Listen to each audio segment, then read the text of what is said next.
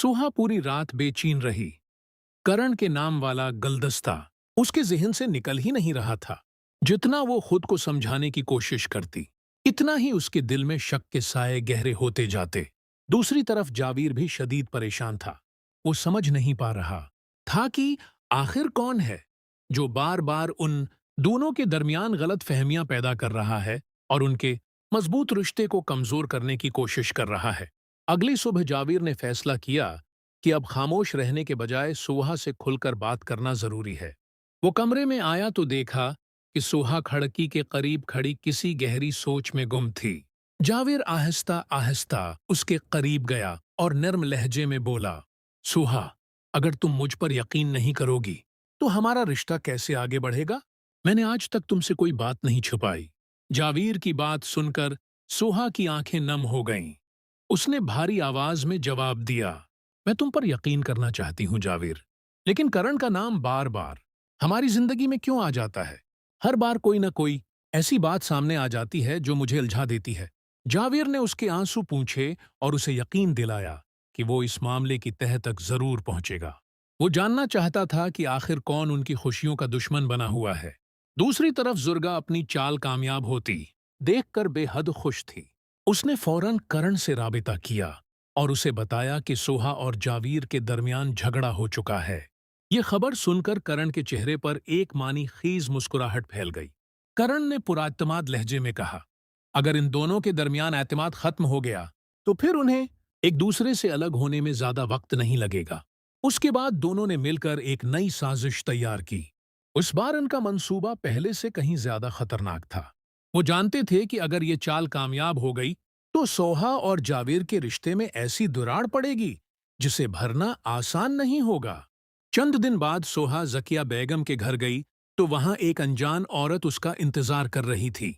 जैसे ही सोहा अंदर दाखिल हुई, उस औरत ने एक लिफाफा उसके हाथ में थमा दिया और कहा, ये आपके लिए है। सोहा ने हैरानी से लिफाफा खोला, लेकिन अंदर मौजूद चीजें देखकर उसके चेहरे का रंग उड़ गया। उसके हाथ कांपने लगे और दिल की धड़कन तेज हो गई, क्योंकि लिफाफे में ऐसी तस्वीरें मौजूद थीं जिन्होंने उसके जहन में एक नया तूफान खड़ा कर दिया। सोहा ने तस्वीर को गौर से देखा तो उसकी परेशानी में मजीद इजाफा हो गया। इन तस्वीर में जावीर एक तकरीब के दौरान करण के साथ दिखाई दे रहा था। तस्वीर को इस अंदाज से पेश किया गया था कि देखने वाला यही समझे कि दोनों के दरमियान कोई खास और करीबी ताल्लुक मौजूद है। सोहा का दिल एक बार फिर शक के अंधेरों में डूबने लगा। उसे महसूस हुआ जैसे वो सच और झूठ के दरमियान फंस कर रह गई हो।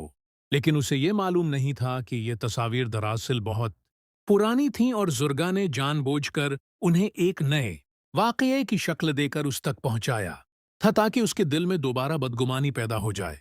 इधर जावेर भी अब कुछ अजीब बातें महसूस करने लगा था। उसे बार बार यही लगता कि जब भी उसके और सोहा के दरमियान कोई गलत फहमी पैदा होती है तो किसी तरह जुर्गा इस मामले के करीब जरूर मौजूद होती है। यही बात उसके दिल में शक पैदा करने लगी। जावेर ने खामोशी से हकीकत जानने का फैसला किया।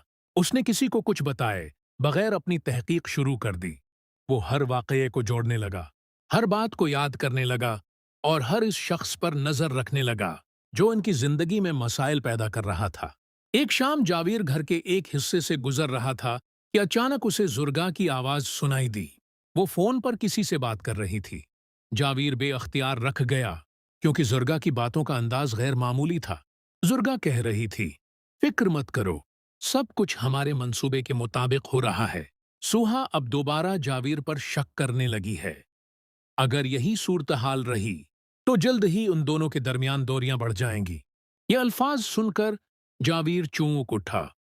अगरचा वो पूरी गुफ्तगू नहीं सुन सका था, लेकिन इतना जरूर समझ गया था कि जुर्गा किसी न किसी बड़ी साजिश में शामिल है।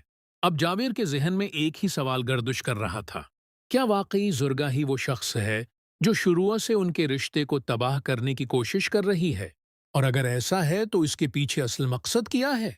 दूसरी तरफ सुहा अब भी उन तस्वीर के बारे में सोच रही थी।